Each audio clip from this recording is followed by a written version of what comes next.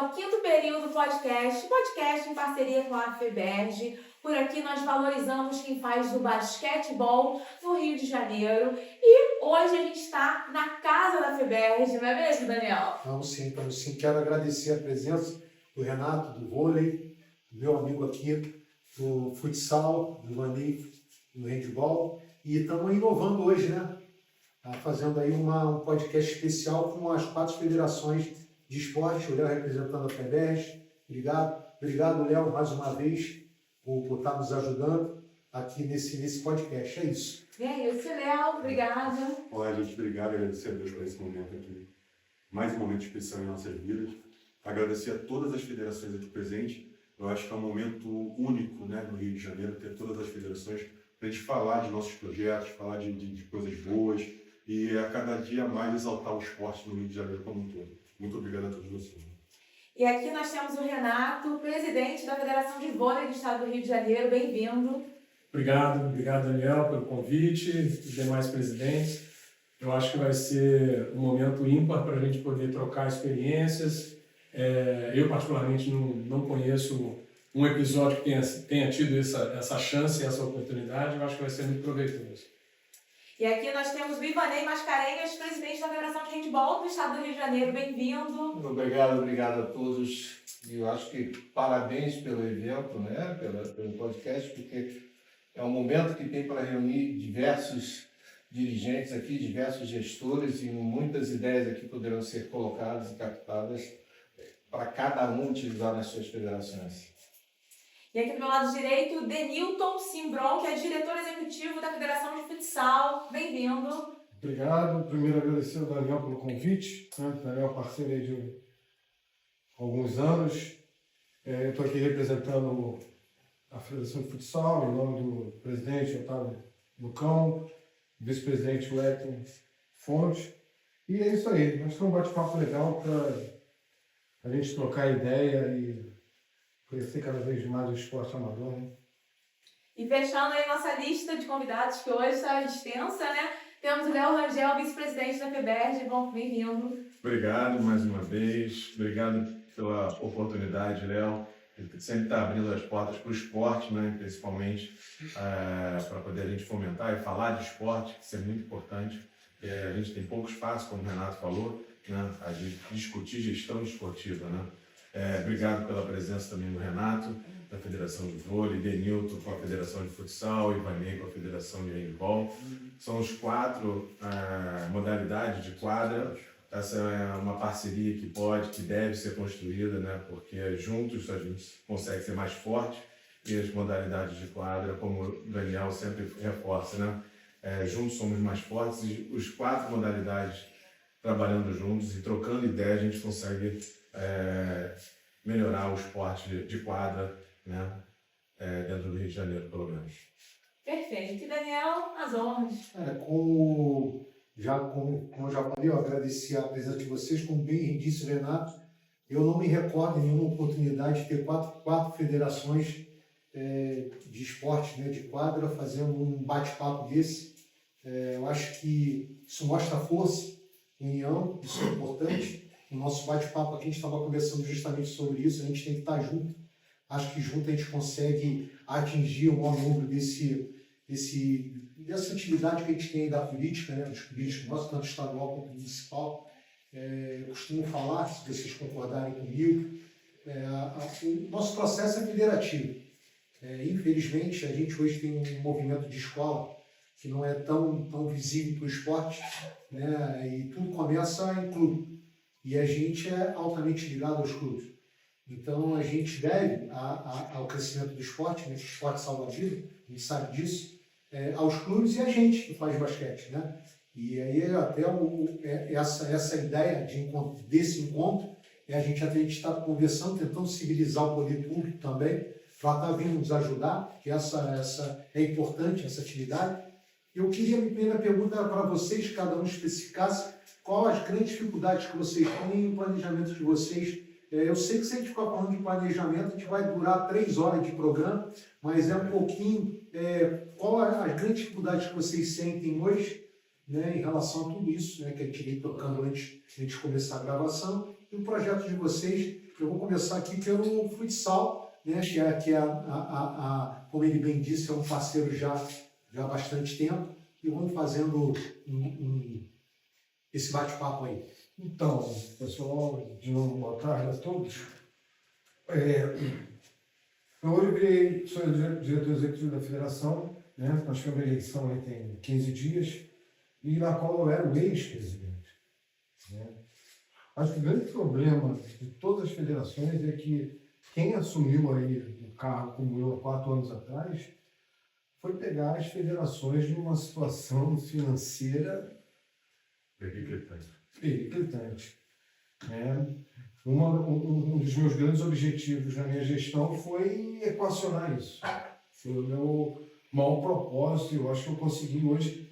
Eu tenho, em números do contador, 99% das dívidas equacionadas. Não é que elas estão pagas, elas estão equacionadas. Tem que se manter lá o pagamento para poder você continuar com as sonhadas certidões, que é muito difícil para a gente. Né? O que abriria portas imensas. Né? Mas foi um trabalho que eu apresentei aos clubes, aos filiados, apresentei à minha diretoria, que a gente ia partir por aí. Primeiro ponto, a gente tem que acertar a entidade administrativamente e financeiramente.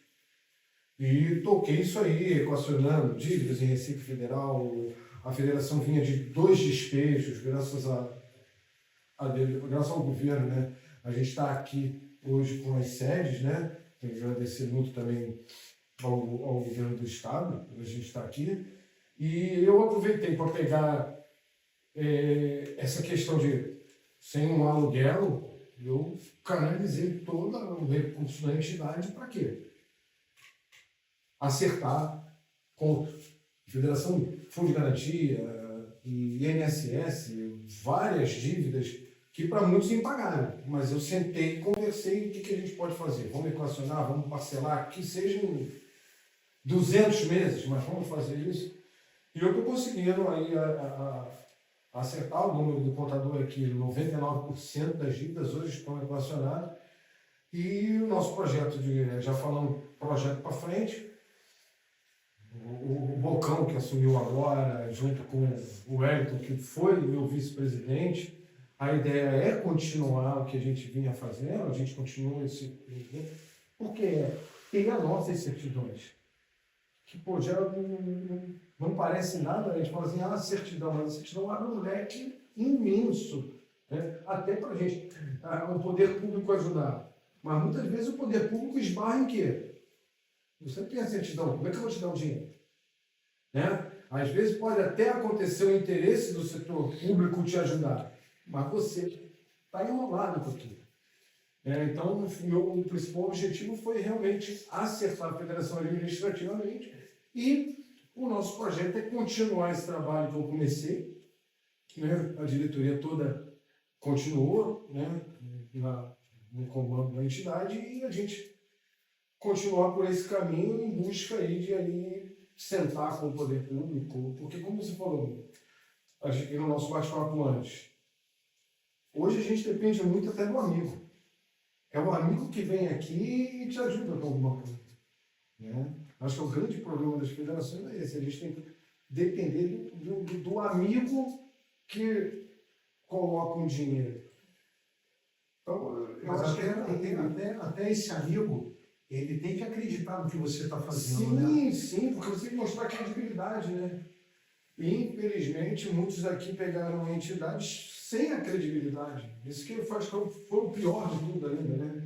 É você bater na porta de alguém e o cara fala assim, não, para você aí eu não dou não, porque no passado já aconteceu alguma coisa.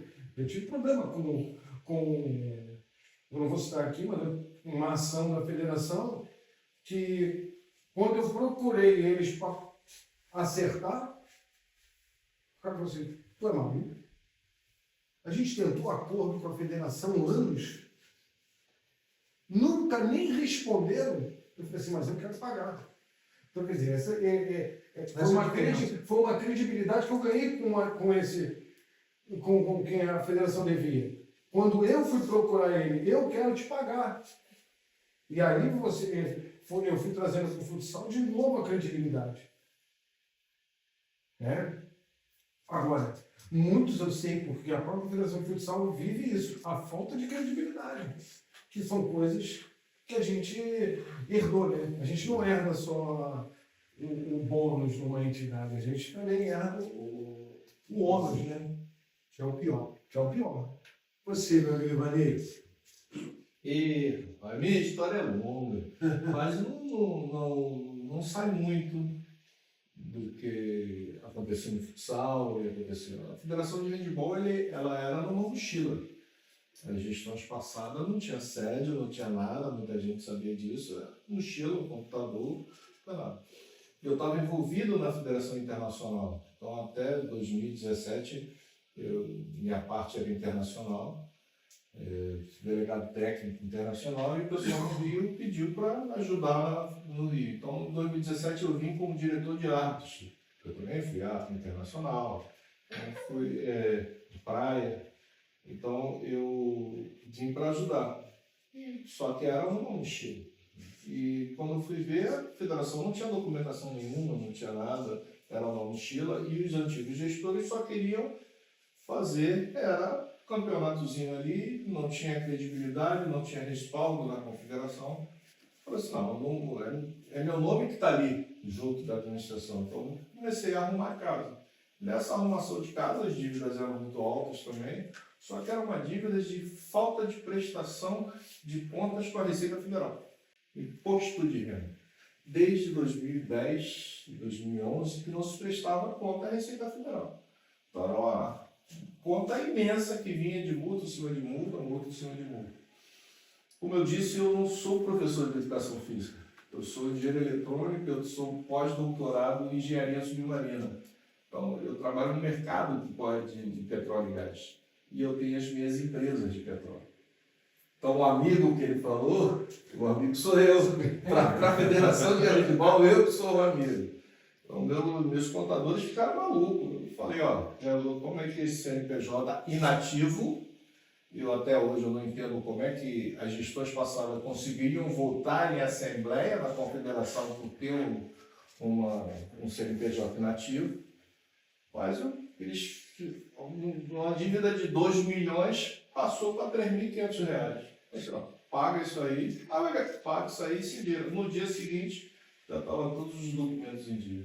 Ali a gente começou a trabalhar, começou a ver. E foi quando a antiga SUDERJ, que hoje é Secretaria de Esporte, Secretaria de Estado de Esporte e Lazer, que até encampou essa região, aqui em Vila Maria, chamou e falou, olha, a gente viu aqui que vocês estão trabalhando, eu quero juntar todas as federações aqui, do antigo presidente, que me conhecia de jogos, eu não conhecia, mas ele me conhecia de jogos, soube que eu estava, na época, à frente como diretor de arte. era o Adriano. Adriano Santos. Lá de Nova Iguaçu, né, da Baixada, ele me conhecia, eu não o conhecia, ele me conhecia de jogos. Ele viu que eu estava envolvido, ajeitando, e chamou para vamos botar aqui, tanto é que nós fomos a primeira federação a entrar aqui. Então, aqui a gente entrou e começou a arrumar as coisas para ficar, aquelas coisas todas. Tanto é que eu não quis a sala 1, né, porque era atrás do auditório, até pensei, não, sala 1 não, isso aqui deve ser uma confusão danada de barulho, não quero ficar aqui na sala 2. Sobrou pra gente. Sobrou futsal.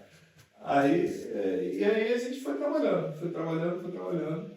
E hoje nós não temos dinheiro. Né? A federação, tanto futsal como tantas outras federações, não recebe nenhum subsídio. Nós não temos subsídio. Até procurei ver em relação a essas coisas, mas é tanta burocracia, sabe? Tanta burocracia que eu falei assim, deixa que eu continuo bancando o patrocínio, que é melhor, não me apurrinho.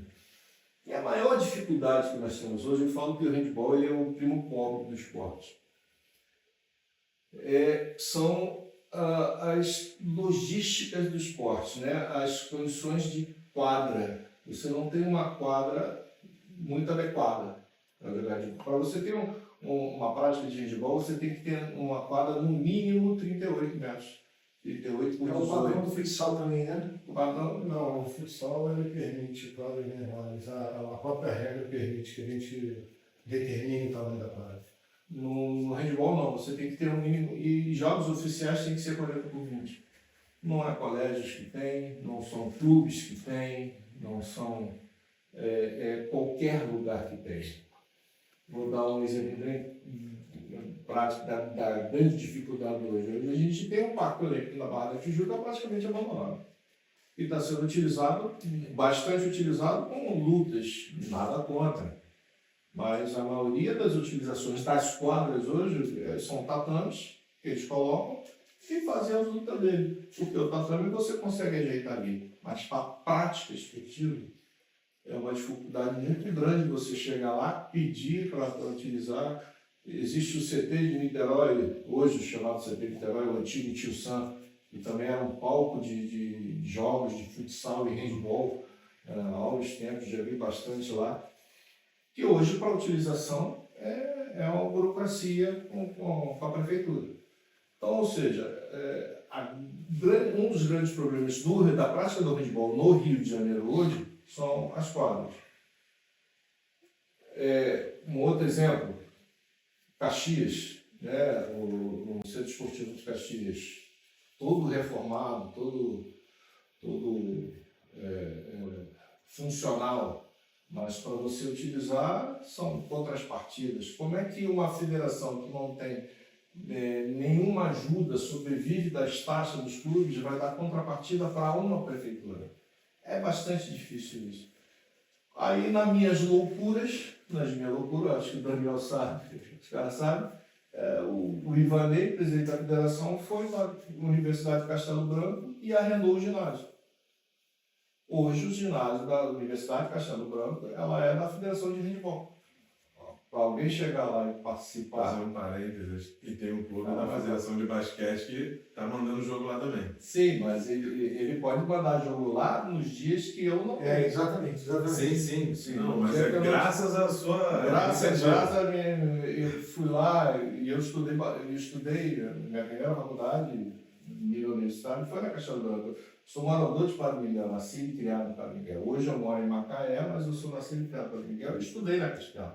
Passei minha vida universitária lá. O pessoal fazia educação física e eu estudava matemática, né? Eu era o maluco do time. Então, eu tenho um carinho pela universidade. Quando eu soube, né, pelo Léo, por outras pessoas que a Castelo estava com esse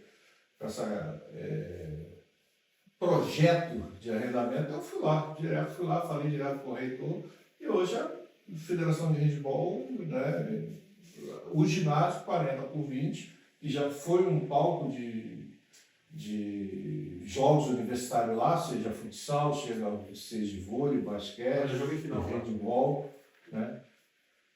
A Federação do Rio, quer dizer, a Federação do Rio, quando eu digo Ivanei, né? Nós trocamos todo o telhado, trocamos toda a iluminação, botamos painel de LED, painel eletrônico, tiramos aquele antigo, botamos um painel novo lá de LED, passa lá, conecta o computador e passa o programa, e depois fica passando propaganda, ou seja, é um outro ginásio. Então hoje nós podemos falar que a federação tem a quadra dela. O grande problema da Castelo Branco era que ele é uma faculdade com ginásio numa área residencial. Eu não tenho hotelaria próxima para poder fazer um evento nacional. A hotelaria mais próxima ali seria Barra da Tijuca, né, com hotéis 5 estrelas. Não tem a mínima possibilidade dos clubes virem para um hotel 5 estrelas. Poderia até ir se utilizasse o ginásio lá na Barra da Tijuca, mas não tem. Aí vai carecer logística de transporte, essas coisas todas. Mas para jogos estaduais, hoje, Castelo nos atende. Por que disso? Porque eu tomei essa iniciativa justamente pela falta de quadras que nós temos no Rio de Janeiro. Esse problema. E com isso abrir portas para basquete, né? Tem jogos de vôlei, até a própria faculdade voltou a dar as aulas dela no ginásio. Futsal também. Futsal, então, ou seja, uma iniciativa que eu podia abrir as portas para os outros esportes. o Primo Cobre, que é o handball, foge muito aos problemas de todas as federações, que seja financeiro, falta de recurso, ajuda, precisa do patrocínio, né? E aliado a isso, a gente tem muito problema da falta de renovação nas categorias. Hoje nós temos clubes só masculino, tem outros clubes que têm trabalho de base, mas não é todos os clubes que têm trabalho de base. Então você tem essa falta de renovação. Problema sério. Como é que ela não vôlei? Como é que funciona? O Renato Eu acho que deve ser bem diferente do pessoal. Totalmente. Mas voleibol é elite. Mas uma característica que o Renato tem, durante muito tempo ele trabalhou na CBV, na maior confederação, né? Até então era a maior confederação do país, dando alegrias para o Brasil no Olimpíada, essas coisas todas. E de repente, por dentro dessa realidade, conta para a gente hoje. Gente, eu fora as coisas que são comuns, porque eu assumi a Federação de Voleibol do Rio de Janeiro há pouco mais de um ano. Entrei no ano passado e eu passei 21 anos dentro da CBV. Quando saí da CBV por uma reforma administrativa, abri uma consultoria e tive a oportunidade de prestar serviço para a Confederação de Basquete, Confederação de Tênis de Mesa. E, além disso, antes de tudo isso, trabalhei em marca de material esportivo, né, na Pênalti. Eu trilhei um caminho profissional focado numa formação na gestão esportiva. Então, assim, eu tenho uma pós-graduação em marketing em função de ter ido trabalhar na Pênalti. O diretor de marketing na época exigiu que eu fizesse uma pós-graduação em marketing, mesmo sendo professor de educação física. Eu era um alien lá na ESPN de São Paulo. Toda primeira aula o professor falava: onde você trabalha e qual é a sua formação? Toda vez que eu falava que eu era professor de educação física, todo mundo olhava assim: o que esse cara está fazendo aqui? Né? Isso foi há quase 30 anos atrás. Então vocês imaginem que nem curso de marketing esportivo naquela época existia, né? Então eu busquei muito essa questão da capacitação na gestão. E eu assumi a federação com os mesmos problemas dos colegas aqui. A federação sofreu demais na pandemia, fechou as portas, né? Não tinha movimento, não tinha o que fazer, não tinha sede, era tudo virtual, não tinham colaboradores, não tínhamos nada. E a nossa proposta para os clubes do Rio de Janeiro era exatamente de ter uma casa, ter um local para sentar e para trabalhar, e ter colaboradores.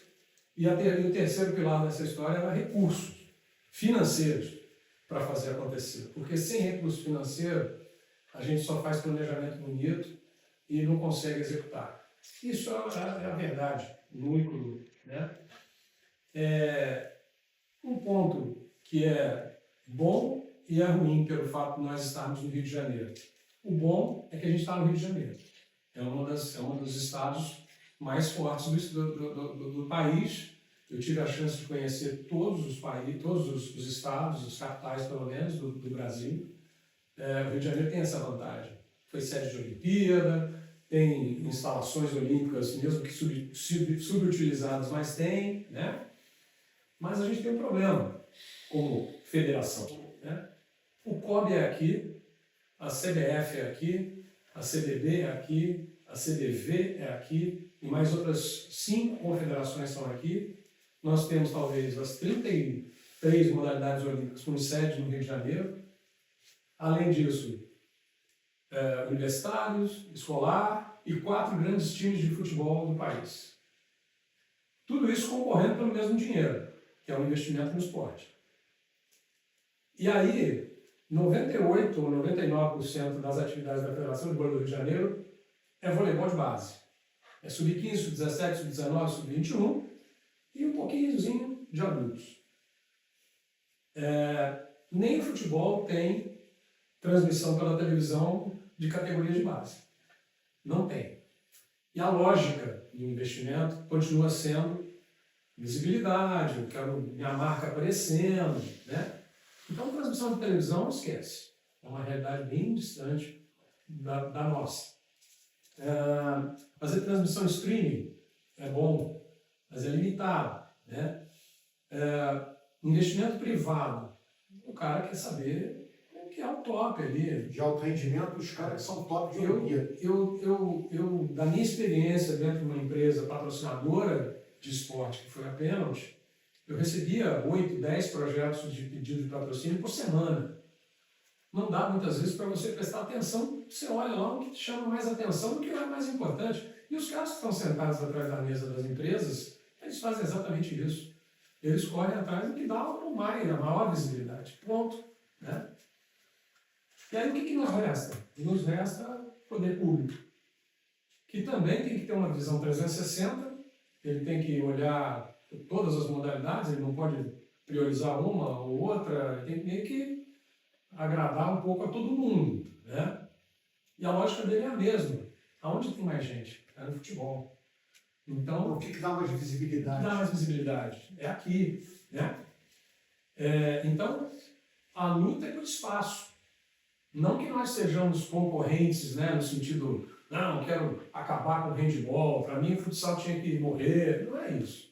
Mas, ao mesmo tempo, somos. Porque tanto ele precisa, quanto eu preciso, quanto ele precisa para fazer a coisa rodar. O voleibol teve a sorte. Só para fazer uma Não. adendo nessa parte de visibilidade, desculpa até fazer esse comentário, não sei se vocês notaram no futebol, escrito lá, passando no slide lá, Fatal Model. Sim. Vocês- Claro. vocês- Esse é um case, né? É um case isso aí. A coisa que me chamou muita atenção nisso é uma Eu coisa ia pra cá outro absurda. dia, eles estavam indo pro Maracanã, jogo do Fluminense, se não me engano. Se você é da família convencional, família tradicional, você apoia a Fatal Model. Aí o jogo de futebol é Jogo de futebol, sabe, jogo de futebol. Não, Eu fiquei muito E surpreso. outro com isso. fenômeno recente das bets, né? Que depois a gente foi ver que era uma coisa que estava causando até problemas em famílias, o cara se endividando para ficar jogando e apostando em bet, né? Em alguns países começaram a proibir. A gente tem um problema no futsal de aposta em jogo. A gente teve que. De criança, né? Não, de adulto. A gente Ah, teve que adulto. acabar com uma competição porque a gente descobriu que todos os jogos estavam sendo manipulados. Quando eu estava no Botafogo, eu proibi 2 pessoas de bet de entrar para ver os jogos. É isso?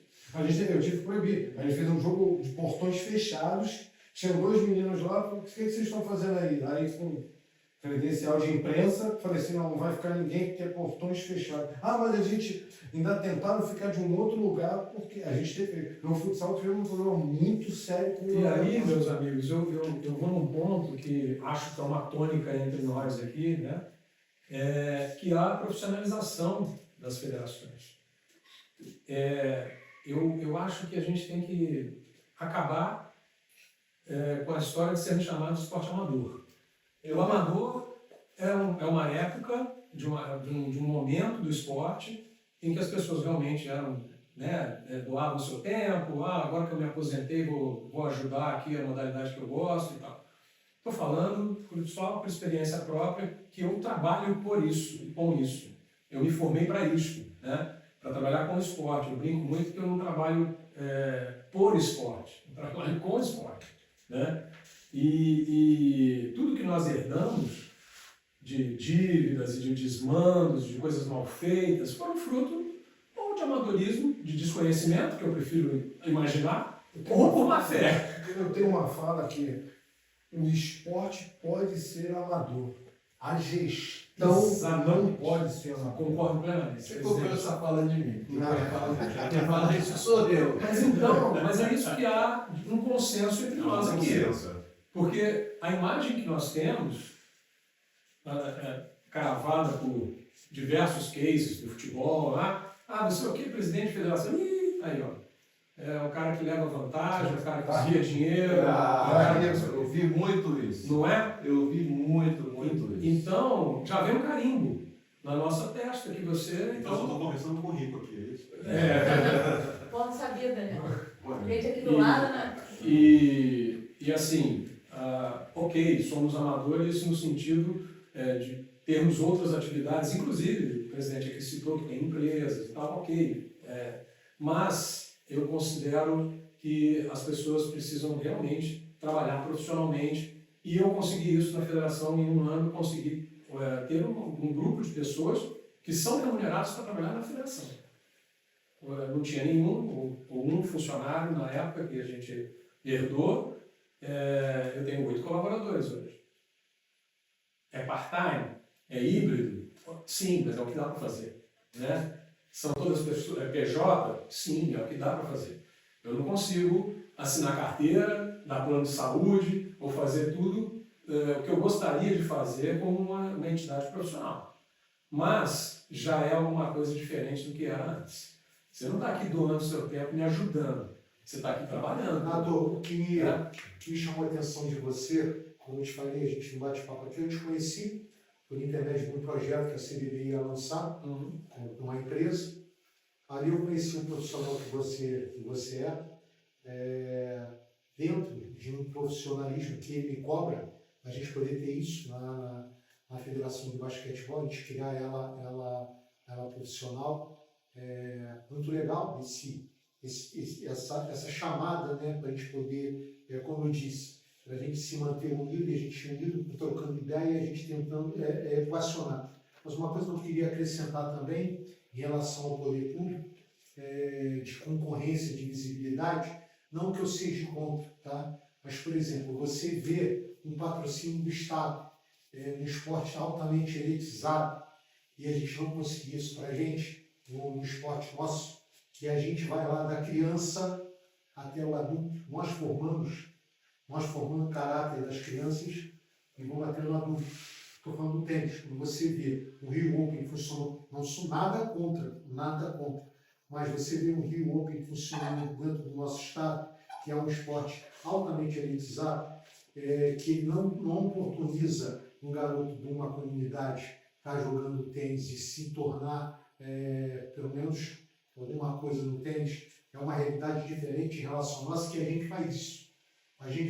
Se a gente for falar de história de atletas que começaram fazendo esporte federativo, no vôlei, no basquete, no futsal, no handebol, e a gente vê hoje os atletas de sucesso que nós formamos, que o garoto, nós que eu falo federação de clubes, que são lá da base, isso é que me deixa chateado. Mas aí, Daniel, de repente não querem o que ele falou?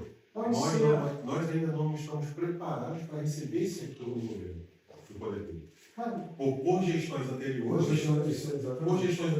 que foram amadoras, ou sei lá qual o motivo foi, não está nem capacitado, habilitado a receber esse tipo de ação. E não só habilitado, porque eu Não, falo certidão, isso aí. você vê às vezes o poder público com medo de dar dinheiro para uma entidade. Mas você não fica ali. Mas onde é que eu quero Porque chegar? Se você vê o sabe histórico, que a entidade é essa, você ouviu o histórico, até você dinheiro. ter a credibilidade como você pegou. Eu quero dar um contraponto nisso. É só para finalizar. Quando eu falo, Léo, do poder público chegar... E de repente, assim, eu penso assim, um Rio Open, eu vejo muito isso, eu vejo aquela corrida Red Bull, tudo isso, os caras vêm preparados, habilitados a ter e a visibilidade que a gente fala aqui. Eu gostei da palavra aqui, só para completar. Porque, na verdade, as federações, você sabe disso, a gente tem R$1 milhão para a gente poder startar um campeonato de base, dando condições para a gente até se tornar profissional. Você fala uma coisa brilhantemente. O dinheiro, ele faz você também, te ajuda no profissional. Tá? A gente não precisa de R$1 milhão, você não precisa de R$1 milhão, você não precisa. Lógico que se tivesse, a gente ia fazer várias e várias situações. Para você poder startar alguma coisa, às vezes não é um valor tão alto, entendeu? Em relação que volto a dizer, não é uma crítica. Eu acho bem legal a gente fazer o Rio Open no Rio de Janeiro, que chama atenção para o mundo do que a gente está fazendo no coisa. Eu só acho a gente tem um pouquinho desse olhar para a gente. O meu contraponto, né, eu gostei dessa palavra, contraponto, eu vou fazer a comparação esdrúxula. O poder público ele tem justamente o poder de analisar as gestões passadas e a gestão atual, o que eles fizeram antigamente, e o que os caras hoje estão fazendo para melhorar. E a minha comparação esdrúxula é igual a procura do primeiro emprego. Se você não der oportunidade para quem está procurando o primeiro emprego, como é que você sabe se ele vai fazer a coisa certa ou não? Se exigir experiência no primeiro evento, não tem, cara. Você não tem o que acontecer. E é o que acontece hoje, né? A gente já provou que as gestões passadas são águas passadas, né? E houve um divisor de águas e que as gestões atuais estão trabalhando para poder fazer melhorias, né? E mudar essa imagem. Aconteceu isso com a Federação do Rio, né? Hoje a Federação do Rio, frente à CBHB, em questão de gestão, é a número 1, né? Em todas as federações de handball do estado, né? Todas as suas irmãs. A Federação de Handball do Rio é a número 1, depois vem Minas, nem São Paulo está nesse topo. São Paulo vem logo depois. Problemas justamente administrativos. Mas por quê? Porque a confederação viu que, peraí, os caras mudaram, os caras estão trabalhando, fizeram mudanças na parte da arbitragem, fizeram treinamentos, fizeram gestão. Não é um caso. Essa já é a minha segunda gestão. Como um amigo teve que estudar, eu também tive que estudar. Eu fui fazer pós-graduação na Federação do Dr. Vargas, eu fiz o CAGE do COOB. Por quê? Para justamente estar inteirado na parte administrativa do alto rendimento. E eu acho que todos os presidentes, vamos dizer assim, é uma obrigação direcionada, né? Porque se você não fizer, você não vai estar inserido no contexto.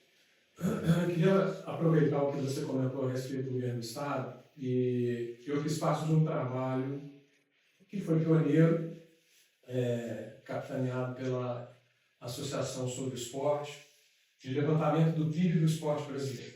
Era um número que não existia divulgado. A CBF fez do futebol, junto com a Ernst Young, você tinha algumas coisas pontuais em termos de saber o que o movimento econômico do esporte gera no PIB do país, né? E nós fizemos um trabalho com a Ernst Young junto.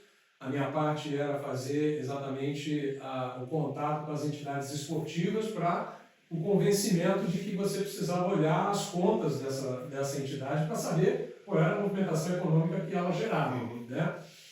E aí aqui é o ponto que eu quero chegar. Na WSL, por exemplo, que acontece em Saquarema, ou o Rio Open, que acontece aqui no Rio de Janeiro, ou a Maratona do Rio de Janeiro, ou o hipismo, ou qualquer outro grande evento esportivo que é sediado aqui. Por que o governo bota dinheiro nisso? Porque esses movimentos, esses eventos, geram um retorno em ICMS, hotelaria, restaurante, Uber, táxi, o diabo, em função do evento. E social, Renato? Aí que está. O olhar econômico Não é esse. Não é social. que é o carnaval. Qual é o retorno social do carnaval? As escolas de samba empregam pessoas das comunidades, etc. Né? Ok, mas a máquina que explora o carnaval do Rio de Janeiro, né, através de patrocínio, transmissão da televisão e não sei o que lá, é que gera um movimento econômico. Se a gente olhasse mais para o social também, a gente não podia melhorar um pouquinho o nosso estado. Mas aí é que tá. Isso que gera o social. Se não tivesse isso, como é que é financiar o social? A máquina ela tem que gerar para gerar recursos para financiar tudo. Mas eu falo social nosso, que bem ou mal, as federações elas fazem um trabalho social de excelência. Sim, sim. Eu Eu ia ia até falar entrar nesse social assunto de aqui. Eu ia perguntar. E com tapinha nas costas, igual Eu ia perguntar a todos vocês. Ele vai lá e faz. Na época que eu comecei, a gente começava na escola. Cara, não quero polemizar, não. Eu só Não, eu sei, não, mas eu acho que tem que ser. Eu acho que essa coisa, eu acho que vocês aqui, como as grandes mentes pensantes do esporte do nosso estado, eu acho que esse assunto tem que estar em pauta. Porque hoje a gente está aqui, tapinha, vai lá e faz. Porque assim, quando eu comecei, me buscaram na escola e levaram para o clube. E esse movimento que foi criado lá atrás, de acabar com o esporte competitivo na escola, tudo, como é que impactou em vocês isso? Eu acho que aí transferiu para o clube a questão da formação esportiva, que era da escola. A gente ia mais ou menos preparado para o clube, lógico, bem cru, e você afinava lá dentro. Hoje em dia, a questão social, a questão de começar, ficou a cargo do estudo. A escola acabou, a escola não tem mais isso. Aí você concorre com a escola, com condomínio, com celular. A gente mora no Rio de Janeiro, muitos com praia. Antigamente não, a gente ia lá na escola, você não concorria com a escola, você era parceiro da escola. Olha aí, o contraponto disso, de repente o futsal não tem esse problema. Mas o basquete, o vôlei, com certeza o handebol tem. A gente hoje, como federação, a gente tem que convencer alguns clubes a encaixar o basquete. Sim, porque assim, o futsal o quê? O futsal é uma das maiores ferramentas da sessão social para o jovem de comunidade é o futebol. Ponto. Então, como o futsal é bem associado ao futebol, a galera joga ali a esperança do filho. Exatamente, esse é o ponto. Hoje o que eu tenho dúvida no futsal é o pai achar que Vai ser o filho família. vai ser o Neymar. Isso aí. Deve ser. E aí, no nosso papo aqui antes, a gente deixa. Esse ponto já foi falado até um programa anterior, que a gente menciona isso, né? O problema é usar o esporte, né, às vezes, como referência para poder colocar o atleta com um arrimo de família. Sim. Né? E aí, essa expectativa sobre o atleta, né, é que dificulta, às vezes, essa ascensão de outras modalidades. E o futsal, como é o país do futebol, Isso aí. acaba sendo Então, a porta de o futsal é entrada. mais fácil, porque o garoto, né, o pai vai procurar um clube porque sabe que quer. A gente estava até conversando aqui antes, fiz um rankingzinho aqui, eu acho que o esporte mais fácil para você encontrar atleta é o futsal, porque está ligado ao futebol. Depois eu vejo um vôlei. Surpreendentemente, eu achei, depois até me corrigir aqui, o handball. E eu vejo o basquete entre os quatro o mais difícil. Você não vê um garoto na rua falando, eu quero jogar basquete.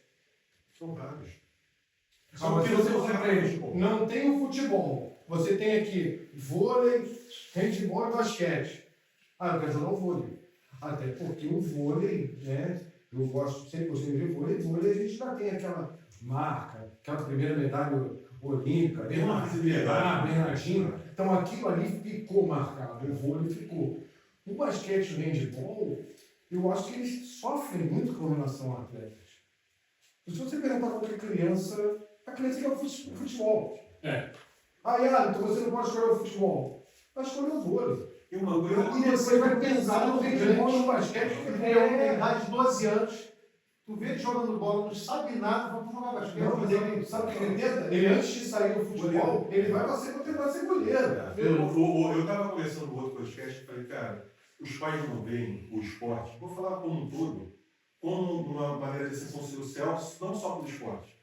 O cara vai conhecer vários locais, vai estudar, bolsa de estudo. Ele não vê a questão da ascensão social do filho em outra profissão sem ser o atleta. Eu acho que o esporte encanta por isso. Eu não fui um atleta de grande. Hoje eu estou terminando o mestrado. Tudo através do esporte. Só que eu tenho um pouco de medo disso. No meu caso, Hoje eu vejo o pai apostando demais na criança como atleta. como atleta. Não priorizando sem educação. Não vendo educação, não vendo estudo. Eu hoje Para você é sempre pior. eu vejo isso. O pai tem aquela frustração de que ele não foi e acha o seguinte, meu filho vai jogar amanhã, o Flamengo, o Vasco vai ver, vai levar, ele vai para a seleção, aí eu vou comprar meu iate lá em Barcelona, a minha esposa vai fazer uma harmonização facial. Eles apostam isso no filho. E a gente tem um número de que menos de 2% de atleta chega lá. Uma coisa que me surpreende hoje, né, o que no handball, a aposta dos pais nos filhos, sabe o quê? Bolsa Atleta. Olha só. A Bolsa Atleta hoje, todos os municípios têm. Quase todos os municípios têm. Niterói, nós temos, né, o handball de quadra, temos o handball de praia no Brasil. Rio de Janeiro, 80% dos praticantes de praia e da seleção brasileira são do Rio de Janeiro. Tanto é que agora, nesse final de semana, a equipe do Praia de Copacabana, eles foram campeão da Copa do Brasil em João Pessoa. O IDEC foi campeão juvenil, masculino e feminino. Já no basquete, Foi campeão agora da Copa do Brasil. Brasil, lá em João Pessoa, no handball de praia.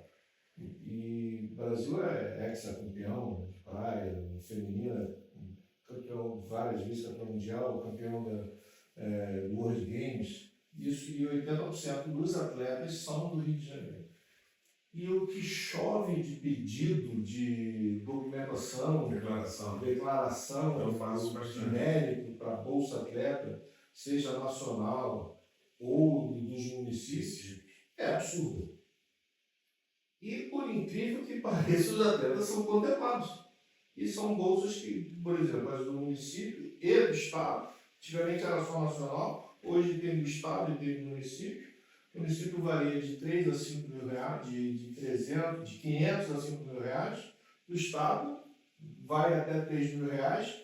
E do nacional vai 15 mil reais. Pode juntar os três. Pode. Ele pode juntar. Pode juntar os três. Então, hoje o que eu vejo, pelo menos no handball, são os pais apostando na Bolsa Atleta dos filhos.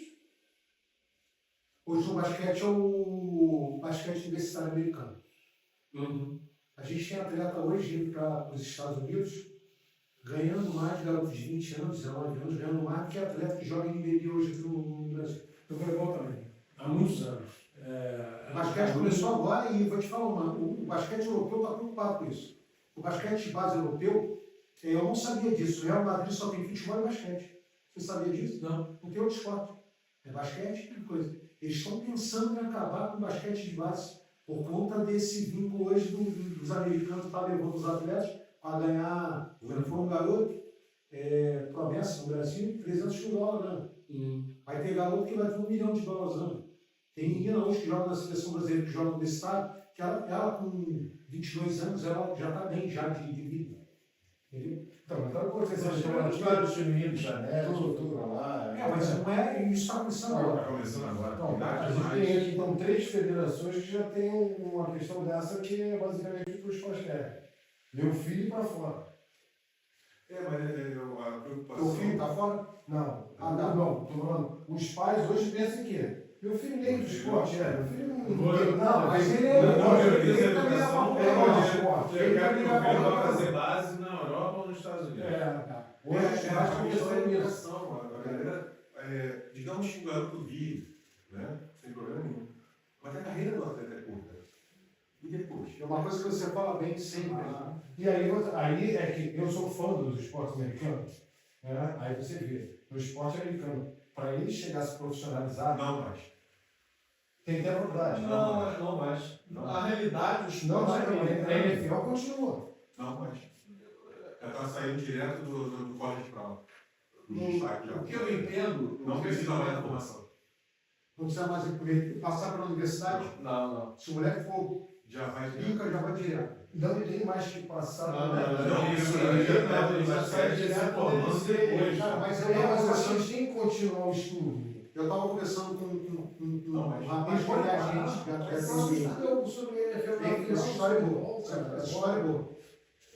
Eu tenho um amigo que já é pode agente de ir direto atleta. para lá e se profissionalizar. Mas é o seguinte, o cara se profissionaliza na NFL, na NBA, não sei o quê, ele não tem problema mais com dinheiro, ele já vida dele. É isso. Se o cara não precisa ter a faculdade, porque Isso ele é um não tem mais problema problema. social, né? Porque sobe muito a cabeça, sobe muito Mas olha só, rápido, você né? vê aí hoje aí vários jogadores de Mas aí, elite. fica mas com o essa Mas coisa. consegue perder muito rápido. Ele A que o visão Léo que eu falou. tenho do esporte. O Léo falou da questão americano, do cara que é um atleta, Isso. aí ele chega ali e não pode mais ser atleta, aí ele não estudou, e aí? Isso acontece no Rio de Janeiro. Ah, isso acontece mais. Temos agora recentemente o auxílio do Fluminense agora, que acabou de se formar em educação física, apareceu na televisão, técnico. Rapaz, não sei se eu não vi. Sempre substituir. Sai um técnico. Marcão. Marcão agora, acabou de se formar, professor de educação física. Depois, ou seja, por quê? Porque se ele se dedicou ao esporte, esqueceu o estudo.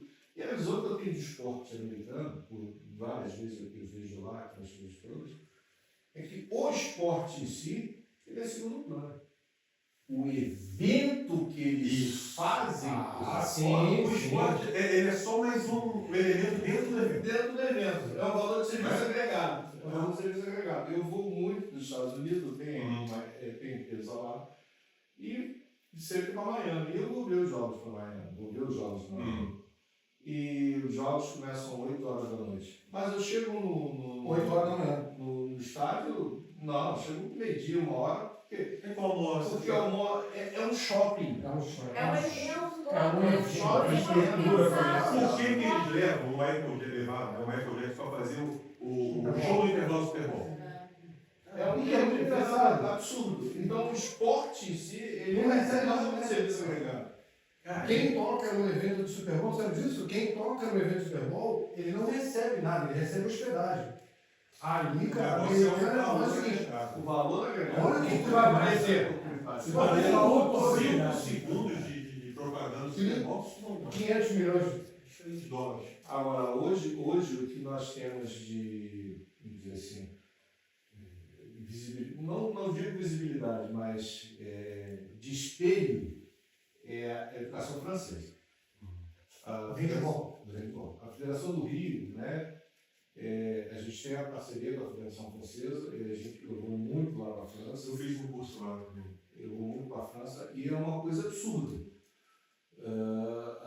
Como eles tratam a educação lá. Você tem esse intercâmbio de atletas assim para lá ou não? Direto, atletas, técnicos, Tem aquela parte eles, árbitros, eles. Acho que eu tô indo para handball, cara. tem certa idade, lá não tem especialização de modalidade. No ano passado nós fomos com 40 atletas de Maricá. 40 atletas e 10 técnicos, então 50 pessoas. Então, passaram 10 Como é que dias tu fala lá. que a federação mais pobre, cara? Nós somos. O máximo Eu acho que isso é uma boa É assim que é internacional, ou seja, a parceria que nós temos é o seguinte: você dá teu jeito de chegar lá. Tudo lá é por conta deles, a estadia e a alimentação. Mas você dá teu jeito de chegar lá. A mesma coisa aqui. Quando eles vêm, estadia, alimentação e toda a logística é por conta da federação. Continua agora, irmão. Vai por mim. Aí, por exemplo, Maricá foi, porque a prefeitura de Maricá botou todo mundo para ir.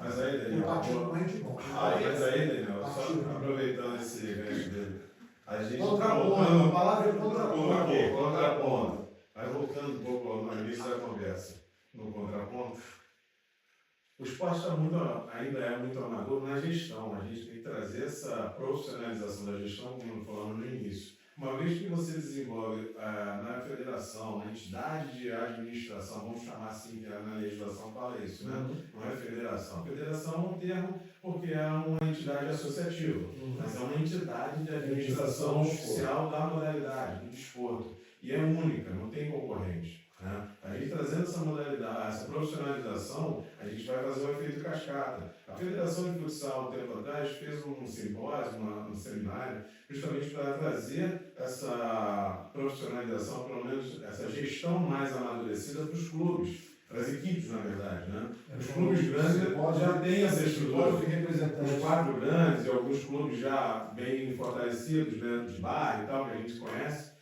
Mas as equipes menores não têm essa estrutura profissional. Se a gente começar a profissionalizar e estabelecer regras e costumes, a gente consegue trazer a credibilidade que a gente precisa para poder transformar o evento esportivo, né? E o jogo passa a ser secundário. E o social vai acabar acontecendo.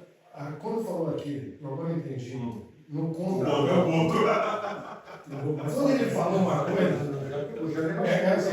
uma realidade. Vamos lá, eu cheguei a pegar a federação, então quer dizer, ali no ano de 98, quando eu entrei na Federação de Futsal, ainda existia isso, que acho que todas as federações perderam.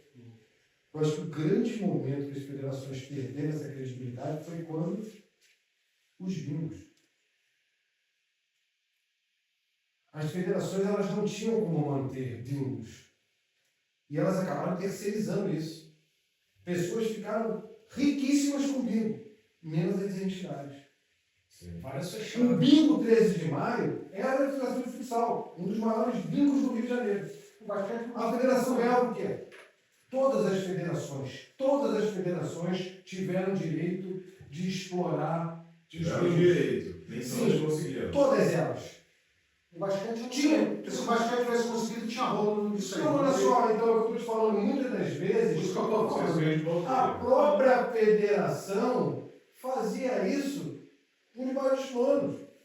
Pode pesquisar lá que o basquete teve o bingo dele. Só que era terceirizado, porque você não tinha. Você tinha que montar um negócio. Como é que uma federação quebrada ia montar um bingo? E ela acabou fechando parceria com um monte. O 13 de maio era da Federação de Futsal. É como a E gente fala, quando que a federação ganhou isso? chancelou, né? Aí, quando você vai falar, ele falou certo. Aí, sobre o Rio Open. Eu trabalho no carnaval, no Rio Tour. O governo fala dos números que ele ganhou durante o carnaval. Aí, quando você fala de uma competição de hipismo, de tênis, tudo de elite, o cara, quando vem, ele vai para aquele hotel lá na Barra de 3 mil reais. E isso dá retorno O carnaval no investimento. Dá um retorno para o investimento. Então, é diferente. Você vai fazer uma competição, eu vou fazer uma competição de futsal. Tem clube que pergunta se é alojamento para ficar. É isso aí. Qual o retorno que a prefeitura do estado vai ter? O que o Léo falou, bem falado, da profissionalização, disso tudo, do retorno. Pelo que eu vejo, um pouco que eu estudo hoje em dia, eu acho que o gestor esportivo ele tem que pensar no esporte como evento. Não como evento. É evento. Léo, mas aí você Não, pergunta que eu ia chegar. Eu lembro quando eu falei lá que nós fomos estudar a França Sul-Americana, eles perguntaram onde eu queria fazer, eu falei, eu quero fazer no Rio de Janeiro com Santos. Como? O vôlei não fez no Maracanã? Por que eu não posso fazer no Rio? Não, é muito difícil, tudo é muito difícil. É muito difícil. Até que chega um maluco que faça, como fizeram no vôlei, eu era garoto quando eu fiz isso. Sim. Até hoje eu lembro disso. Sim. Por que o vôlei cresceu? Porque ele começou como evento. Todo grande evento de vôlei tinha um evento por ele.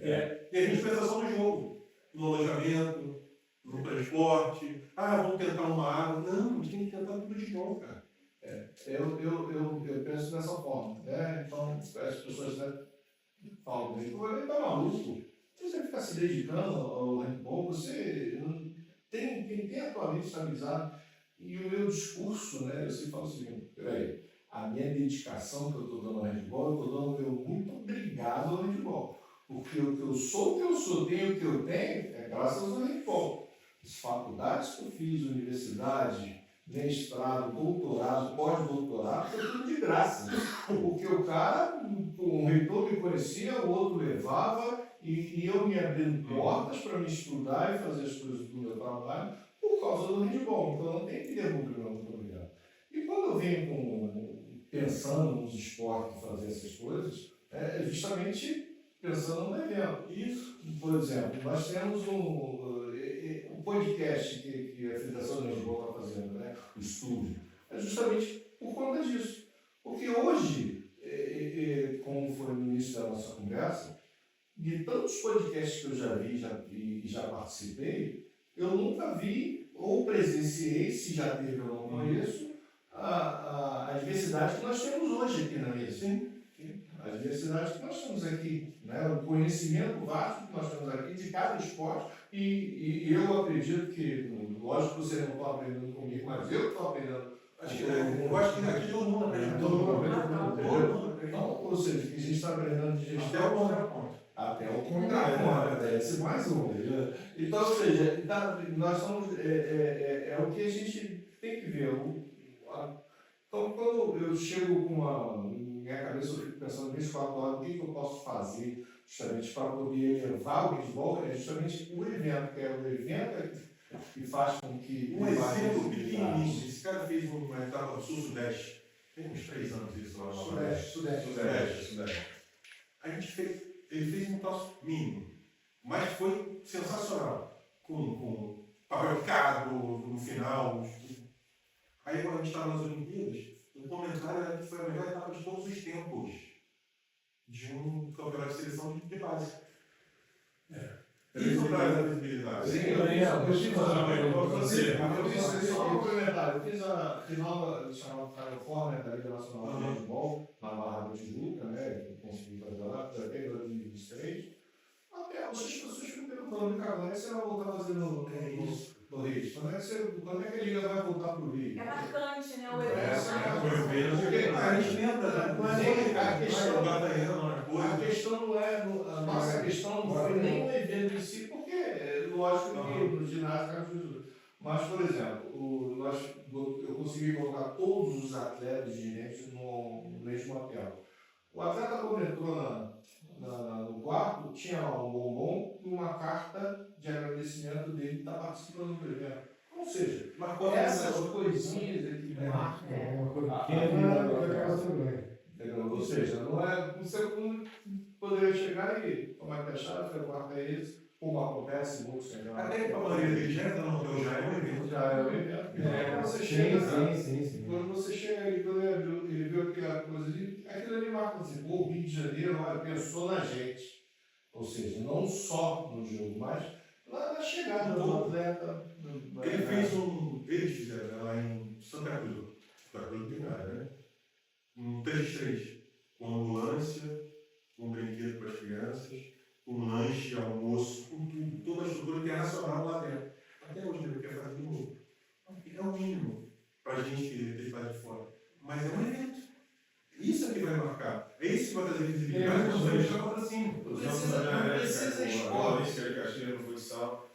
Também. Isso que vai te trazer visibilidade para que o cara, está acontecendo. Porque fizemos aqui no aeroporto. No 3x3 dentro do aeroporto. Dentro daquele Que tem Não visibilidade. precisa ser no esporte. Faz no teu bar uma festa para as crianças, no dia das crianças. Bota aqui, arruma uma pracinha, pega uns pais assim, junto, e fala assim, vamos fazer uma festa de aniversário para essa molecada.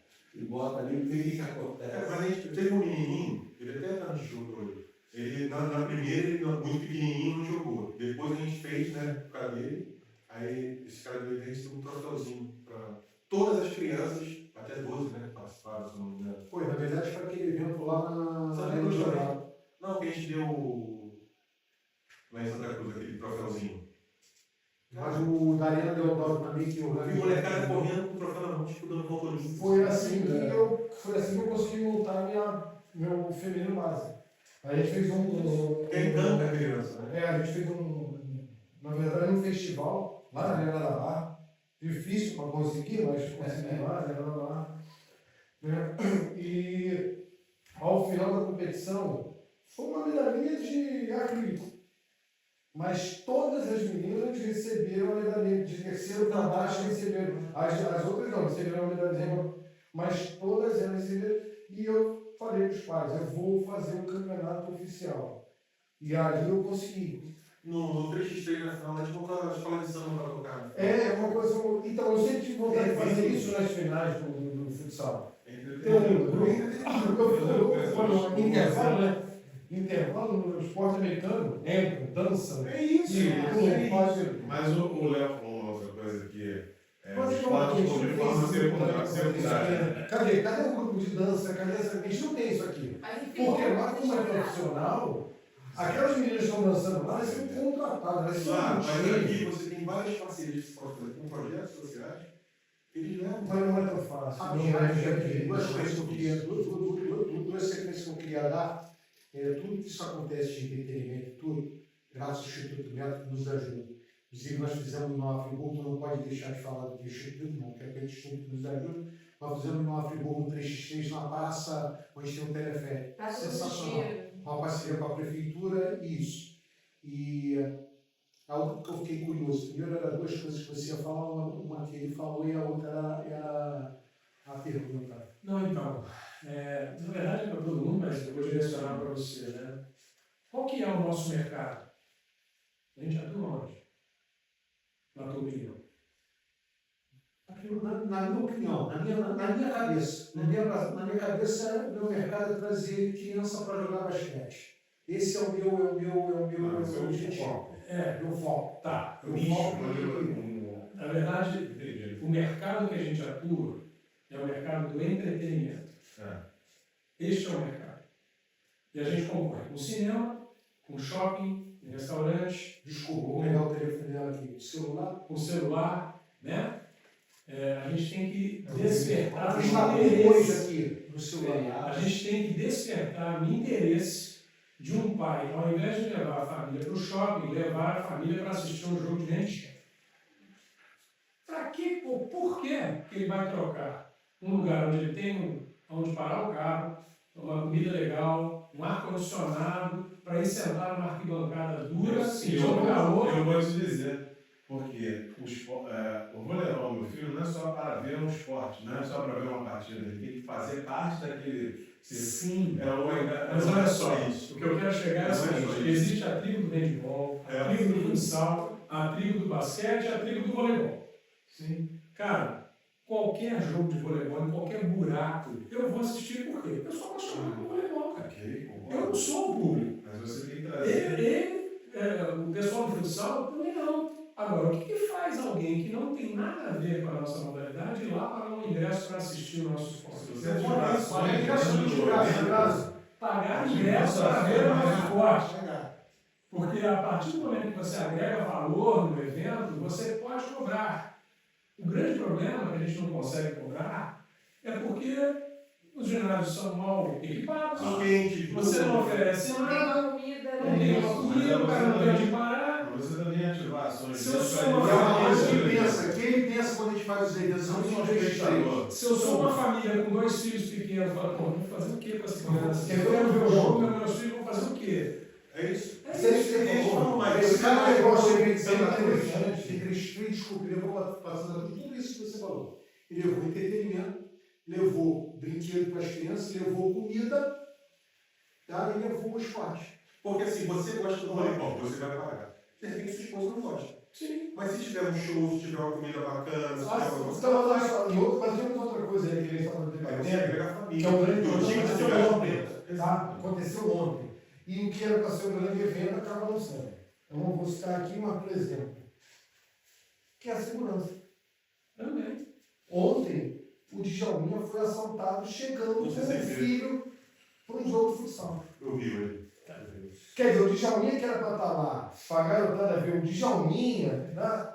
Ele acabou não ficando no jogo porque ele teve que resolver que o carro dele foi roubado.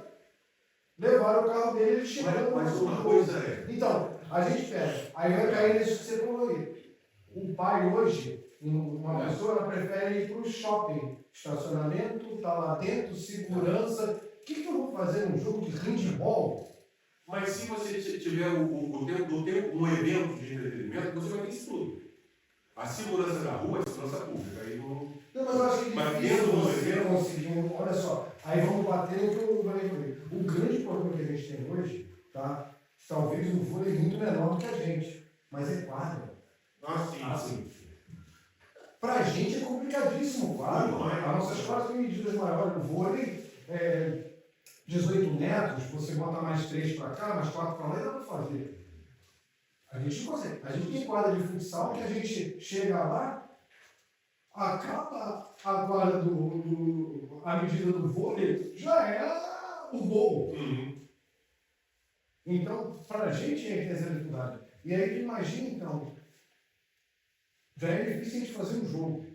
O local para fazer um jogo com um evento, aí é quase que conta mesmo. Na quadra e conta no cedo. Hoje eu consigo fazer isso mais na praia do que na quadra.